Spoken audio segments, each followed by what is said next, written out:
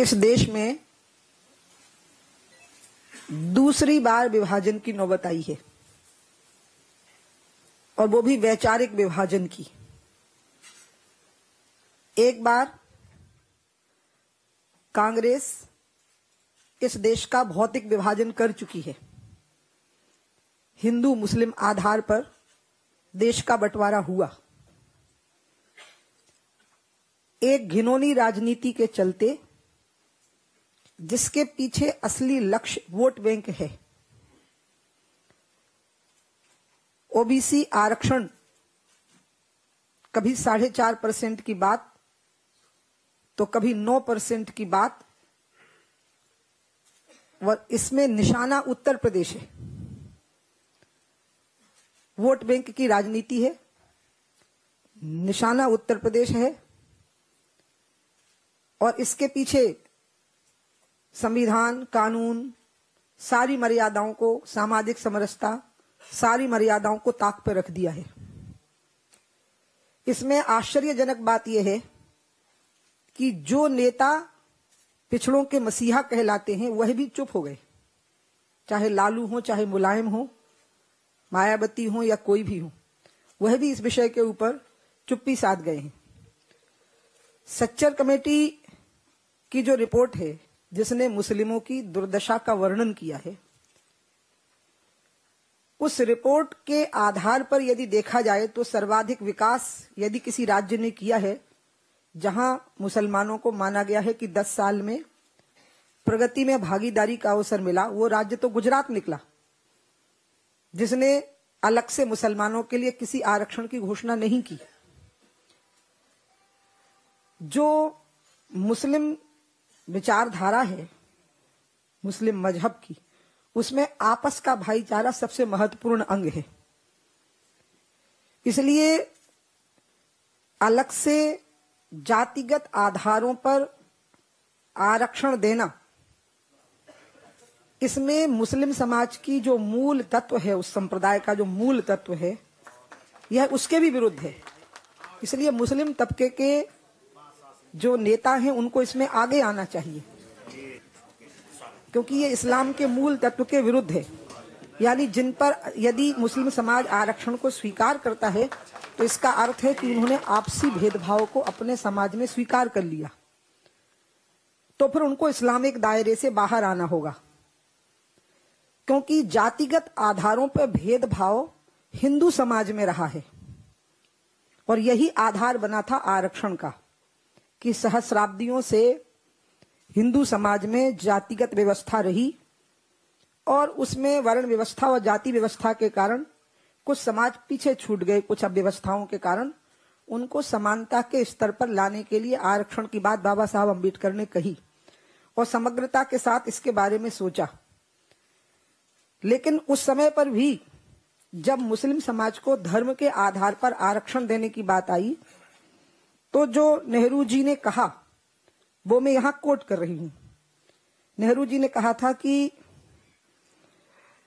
और ये एक बात कही थी उन्होंने 26 मई 1949 को, if you seek to give safeguards to a minority you isolate it, may be you protect it to a slight extent, but at what cost?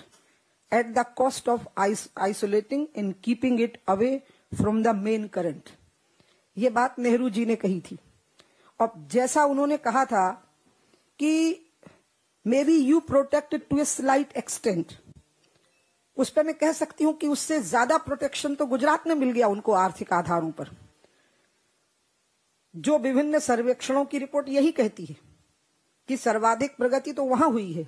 इसका मतलब है कि यदि उनको लाभ देना है तो जो पंचायत राज है, जो स्थानीय निकाय हैं, उसमें भी व्यवसाय के आधार पर अति पिछड़े, अति गरीब मुसलमानों को उसमें लिस्टेड कर दिया गया है मंडल में, और वो पहले ही पंचायती राज में और स्थानीय निकायों में इसका लाभ उठा रहे हैं।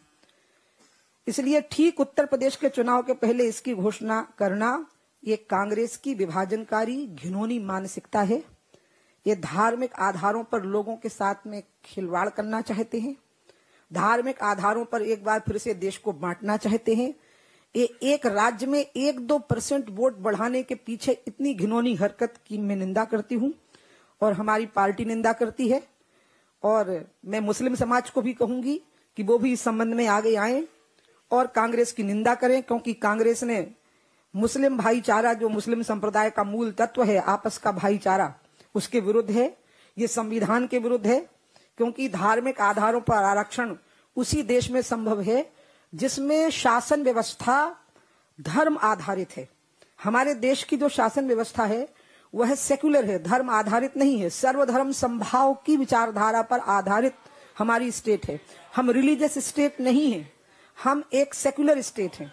और एक सेक्युलर स्टेट में हम धर्म आधारित आरक्षण व्यवस्था को लागू करके एक प्रकार से इसको हम एक रिलीजियस स्टेट डिक्लेयर कर रहे हैं।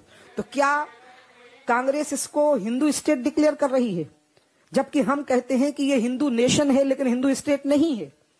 हमने कभी भी धर्म आधारित राज्य व्यवस्था की बात नहीं कही, हमने सांस्कृतिक राष्ट्रवाद की बात कही है।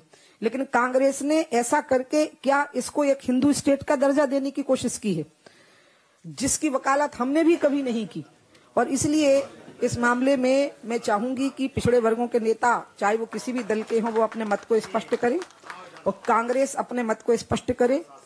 जो मुस्लिम तबके के नेता हैं वो अपने मत को स्पष्ट करें कि क्या इस्लाम में भी जातिगत आधारों पर शोषण हुए हैं, तो फिर भाईचारे की बात इसके बिल्कुल विरुद्ध जाती है। और यदि ऐसा नहीं है तो इसका लाभ पाने वाले लोगों को मुसलमान समाज के दायरे से बाहर करना होगा और उनकी घर वापसी करवानी होगी, जिस हिंदू समाज से उनका कन्वर्सन हुआ था।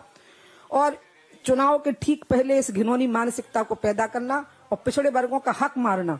आज 4.5% की बात कर रहे हैं, फिर 9% की बात कर रहे हैं, फिर 15% की बात कर रहे हैं।